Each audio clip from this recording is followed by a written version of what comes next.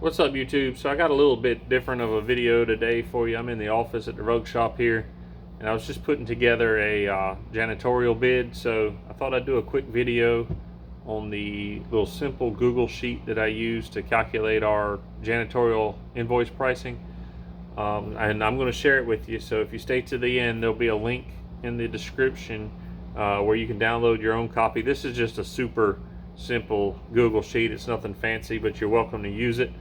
And you know, I'll be adding to it in the future, of course, and kind of growing it as it fits my needs. But let's talk about it. So a fairly small part, but growing part of our business are these janitorial contracts, where we have cleaners go in for a couple hours, a couple days a week, and do office cleaning. We don't do any residential housekeeping, but we do this janitorial work, usually sweeping, mopping, vacuuming, wiping down horizontal surfaces, things like that. Anywhere from 1 day a week, 1 day every 2 weeks, to 3-4 days a week. It's not a loss leader per se, but we don't make a huge profit margin on these. I use these as a method of getting into the customer where we can sell more profitable services, like carpet cleaning, floor maintenance, and things like that. So that's the purpose of these jobs, is not a sole business, but to push the customer towards purchasing that other stuff. So I'm gonna start my screen recorder, if I can get it to work, and we will see what happens. Okay, so it says it's working. So here is the janitorial price calculator in Google Sheets, and the only thing you're going to fill in is the yellow squares. So for example, of course your first question is going to be, well, how do I know how many hours per day this is going to take? Well, that is where experience comes into play. And it's important when you're estimating these. Of course, you've already done a site walkthrough.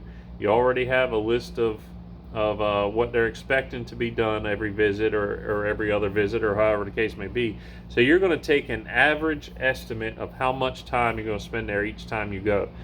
And you know, that's really up to you to estimate. But I would suggest that you don't look at the starting time, because your first couple weeks or so at a site, it's probably going to take you a little longer as you develop your routine, as you get everything up to your acceptable position. And then after that, it's going to come pretty easy. But you don't want to price it on the easy time either, because shit happens, and some days are going to take you longer.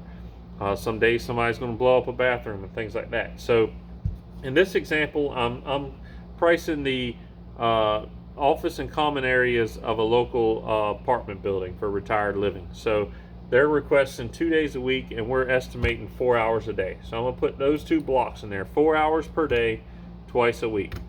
And of course, that's just going to calculate 8 hours per week. And it's going to calculate that to be 436.8 hours per year. And what that does is that takes your hours per week times 52, obviously, for the weeks in a year. And then it also multiplies that by 5%, what I call a cost of operating factor. You could call it a fudge factor or an oh shit factor. But that's just going to add 5% of the time total to that, so that you know that you're going to be well within time range and you're not losing money.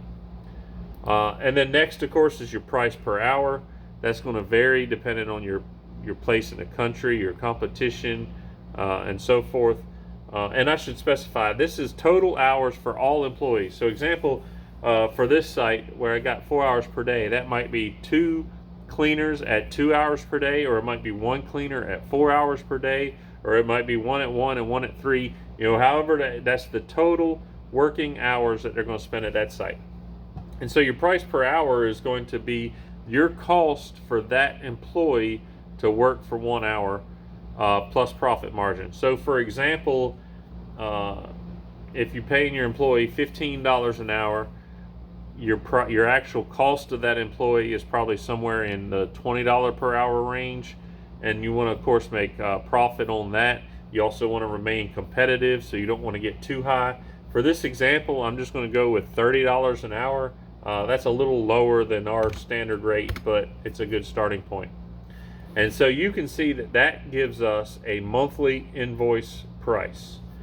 And the way that does that is it takes your total hours for the year, which is 436, multiplies that by your hourly rate of 30, and then divides it by your 12 months.